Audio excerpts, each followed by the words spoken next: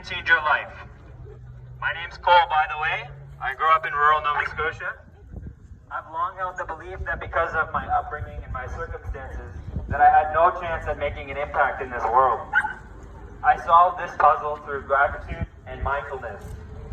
I used to live in absolute sorrow and despair, but now I live solely to make mention of my gratitude and my procession. Today I've become to speak before you without any apprehension. Democracy is best crafted in the furnace of a heated and spirited debate. The reason that I chose to speak out today and many other days is because there are forces trying to stifle our speech.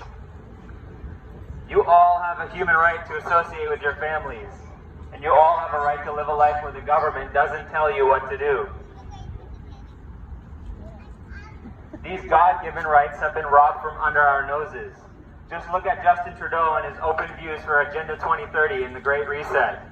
Under these plans, it's obvious that we have no say in how we choose to live our lives. A democracy only functions when we have the free flow of information, and in an age of information, ignorance is a choice. Do you believe that Google, Bill Gates, and the World Health Organization are doing us a favor by pulling doctors off the internet for promoting low-risk therapeutics? Do you guys believe that? They got our best interest in mind? No. Do you believe that thousands of years of medicine and ancient healing practices is without value?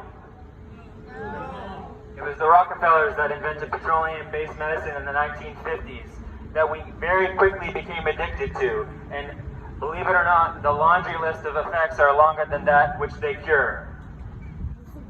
Do you believe that an mRNA, DNA-altering, air quote, vaccine with zero liability clause, developed in under a year to protect against a new strain of a flu virus with a 99% survivability rate, is really the answer to this? No.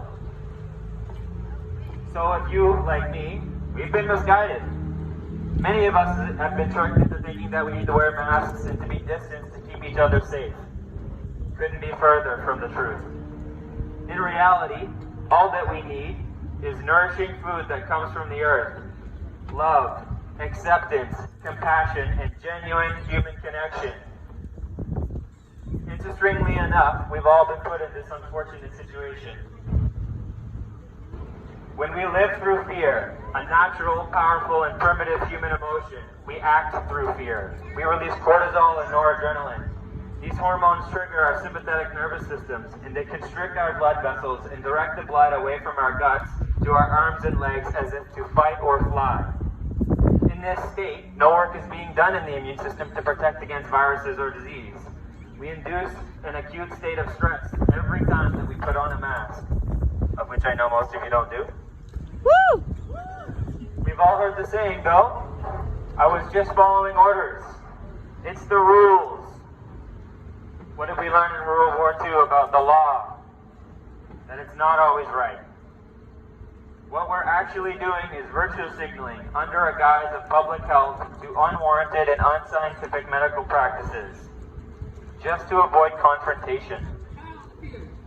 We're kidding ourselves when we say that we're wearing masks to protect others, knowing full well that masks do not protect against viruses or against nanoparticulate. The holes in your mask are 30,000 times smaller than viruses. If you've survived all this brainwashing, there's still hope. We are the hope. Not just us here today, but all of us collectively. Because today, I see before me an army of countrymen and women here in defiance of what? Tyranny. What will you do without freedom? Will you fight? Yes. Well, today, I ask not that we fight, but that we make every conscious decision to live in joy. Connect to your true nature, into your heart. I ask that you take care of yourself as if you were responsible for helping someone else, and that you pursue what is meaningful and not expedient.